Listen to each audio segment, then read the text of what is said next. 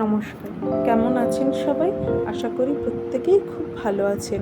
দৃষ্টি শুরু চ্যানেলে আপনাদের প্রত্যেককে স্বাগত জানাই। আমাদের নিশ্চয়ই মনে আছে, গতদিন আমরা আমাদের চোখের বিভিন্ন অংশ সম্বন্ধে জেনেছিলাম। দেখেছিলাম আমাদের এই চোখে কতগুলো পার্ট আছে।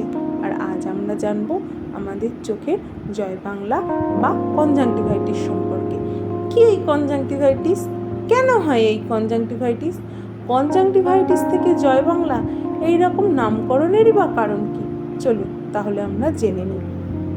আমাদের নিশ্চয়ই মনে আছে, গতদিন যখন আমরা আমাদের চোখের বিভিন্ন অংশ সম্বন্ধে জেনেছিলাম, একদম প্রথমেই আমরা একটা স্তর পাই, ঠিক স্ক্লেরা। এই যে আমাদের চোখের সাদা অংশ, এই স্ক্লেরার একদম উপরে স্বচ্ছ একটা স্তর থাকে, তাকে বলা হয় কনজাংটিভা। এই কনজাংটিভায় যখন কোনো ইনফেকশন হয় তখন তাকে কনজাংটিভাইটিস বলা হয়। কনজাংটিভাইটিস কিন্তু বিভিন্ন কারণে হতে পারে, মানে আমাদের কনজাংটিভা ইনফেকশন কিন্তু বিভিন্ন কারণে হতে পারে। রাস্তার ধুলোবালি, সূর্যের তাপ, এমনকি ঘাম। হ্যাঁ, আমাদের শরীরের ঘাম থেকেও কিন্তু কনজাংটিভা ইনফেকশন হতে পারে। তখন আমাদের কি করা উচিত? তখন আমাদের লক্ষ্য করা উচিত বাইরের কোনো ধরনের পার্টিকেল যেন আমাদের চোখে না যায়, সেই দিকে আমাদের কড়া নজর দেওয়া উচিত। তাই জন্য আমাদের সানগ্লাস ব্যবহার করা উচিত, বারবার চোখ ঠান্ডা জল দিয়ে ধোয়া উচিত। আর কিছু মেডিকেশন আছে, সেগুলো ফলো করলেই আমাদের কনজাংটিভা ইনফেকশন পুরোপুরি রিমুভ হয়ে যায়, মানে আমাদের কনজাংটিভাইটিস কমে যায়। এ তো গেল কনজাংটিভাইটিসের কথা।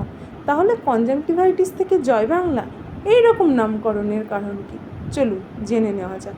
দেখবেন আমাদের বাড়ির যারা প্রবীণ, মানে আমাদের বাড়িতে যারা বয়োজ্যেষ্ঠ রয়েছেন, যারা একটু পুরনো দিনের মানুষ, মানে আমাদের বাড়ির দিদা, দাদু, ঠাকুমা যারা রয়েছেন, তারা অনেকেই আমাদের যখন চোখ ফুলে যায়, লাল হয়ে যায়, যখন আমাদের চোখ দিয়ে আইরিউম ডিসচার্জ হয়, মানে আমাদের চোখ দিয়ে যখন পিচুটি কাটে, তখন তারা অনেকেই বলে জয় বাংলা হয়েছে।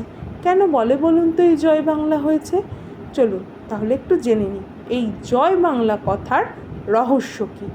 আমরা অনেকেই জানি, মানে আমরা প্রত্যেকেই জানি, আমাদের প্রতিবেশী দেশ বাংলাদেশ যখন স্বাধীন রাষ্ট্রের দাবিতে আন্দোলন শুরু করেছিল, তখন ওপার বাংলা থেকে বিপুল সংখ্যক মানুষ ভারতবর্ষে চলে আসে।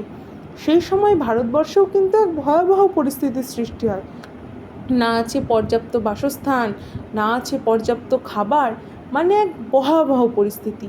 সেই সময় দাঁড়িয়ে আমাদের ভারতবর্ষের যিনি প্রধানমন্ত্রী ছিলেন, তৎকালীন প্রধানমন্ত্রী, যাকে আমরা ভারতের আয়রন লেডি হিসেবে জানি, হ্যাঁ, ইন্দিরা গান্ধী, তিনি সেই সব মানুষদের জন্য কিছু ক্যাম্প তৈরি করেন।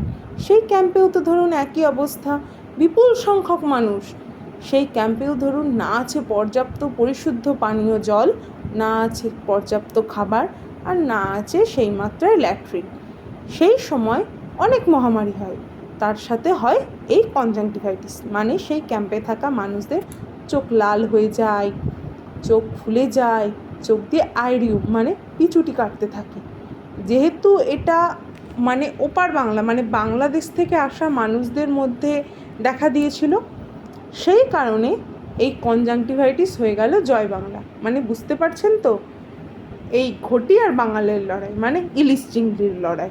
বুঝতে পারলেন ব্যাপারটা? যেহেতু ওপার বাংলা থেকে আসা মানুষদের এই কনজাংটিভাইটিস হয়, সেই সময় দাঁড়িয়ে যারা মানে তৎকালীন দিনের যারা মানুষ ছিলেন, তারা এই কনজাংটিভাইটিসকে নাম দিয়ে দিলেন জয় বাংলা।